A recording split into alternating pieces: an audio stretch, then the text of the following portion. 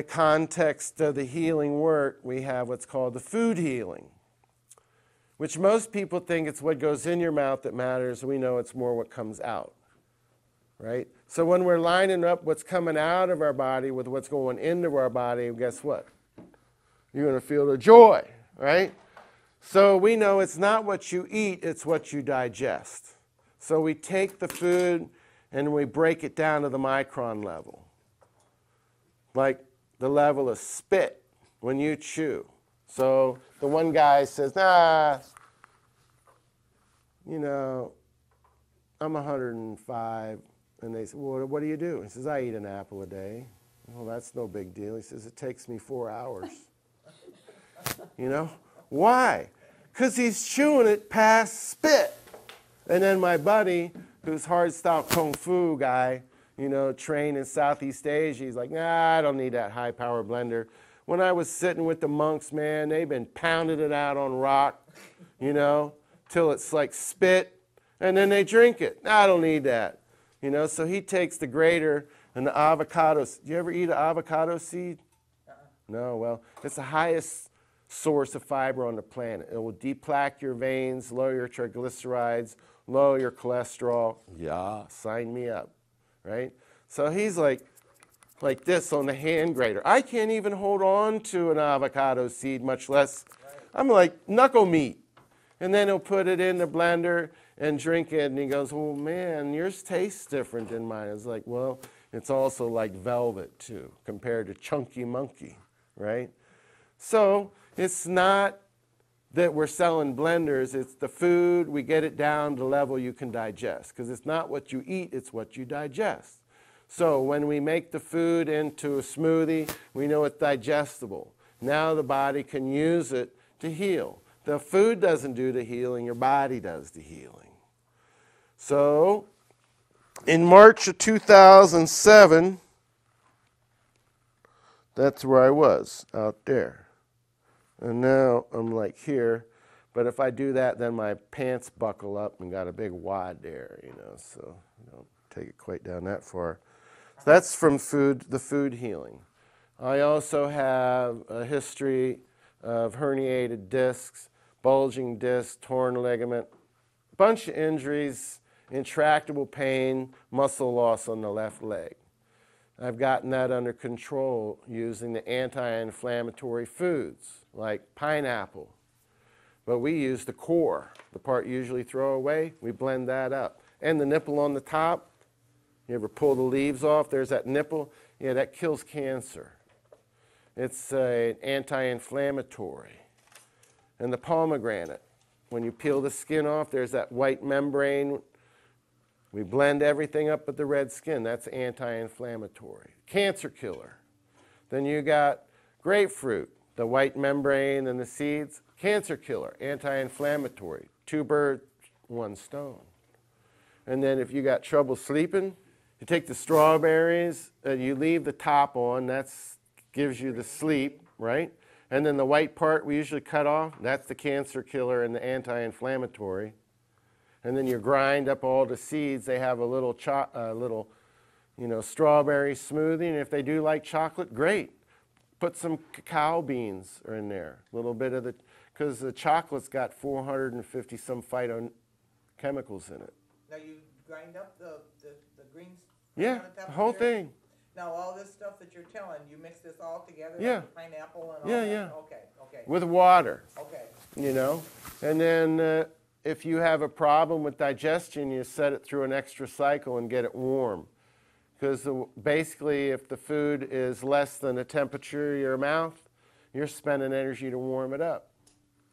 If you got too much energy in your life, I guess then it's no big deal. And if your battery's running down, then we think, make it easy on your body, bring the food to temp, and then it's easy to digest because now I didn't have to spend the energy to warm it up. Does that make sense? So yeah, we use the food healing as part of our vision for a lifetime also. We know lutein, you've heard of lutein for the eyes. Oh, yeah. Yeah, and it's like how much a bottle and how good does it work compared to corn. Corn is one of the highest sources of lutein and also lecithin. Your brain is 1/3 lecithin. So think about it. The top cultures on the planet, corn-based. Why? Brain food. So we take the corn on the cob, cut it off, put it in a smoothie. It sweetens it up. Then we have also the orange bell pepper. Orange bell peppers are high in zeaxanthin. And then you got kale and spinach. You can steam the kale. If you had a salad with your spinach, your avocado, right? You got your hemp seed oil in there, because hemp seed oil is more digestible than flaxseed. It doesn't go rancid as quick, and it's high in omega-3, 6, and 9. The cofactors that allow you to uptake it. If you look at the label on the flaxseed oil, it's higher, but it doesn't have the cofactors, so you can actually use what's in there. So we use hemp seed oil or virgin olive oil on your salad, and then of course you have the beautiful corn on there, and the orange bell peppers, and your spinach, carrots for the eyes. And then when you make your smoothie, you could put blueberries in there. That's for the brain, you know. They say you can't teach an old rat new tricks. Well, they did at Rutgers, you know. They did that experiment, right? They taught an old rat new tricks because they fed them blueberries. Who knew? So we have also the goji berries. Goji berries is one of the superfoods that we use. It's got, 19 to 21 amino acids. It's got 8 grams of protein for every 1 ounce. And it's beautiful for the eyes. And then you got, of course, your pumpkin seed that's like high in zinc. So you put your pumpkin seed in there with the almond, which is good for the lungs. Now you got that blended up in your smoothie, and you feel better. We like pumpkin seeds even a little bit better than sunflower seeds. So they're higher in zinc. They're mineral dense, as well as black sesame seeds. Black sesame seeds, along with the maca root, all the ladies, the postmenopausal, menopausal ladies, put them on the black sesame seed and the maca root, because that is a major for female hormone precursors. It's just knowing that if you're really looking for the nutrition, you know, of course, sweet potatoes, we bake those. That's a protein like an egg. The wild salmon, you know, a couple times a month or week, and using the high quality food. 'Cause I don't know if you know, people say organics is so expensive. Really? Well, you got 7 commercial eggs. Did you ever eat 7 commercial? I've never eaten 7 eggs at one time. Over there, that's what that takes. 1.5 organic egg over here.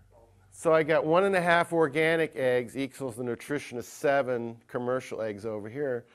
You know, price, the cost. Here's the cost. 98 cents.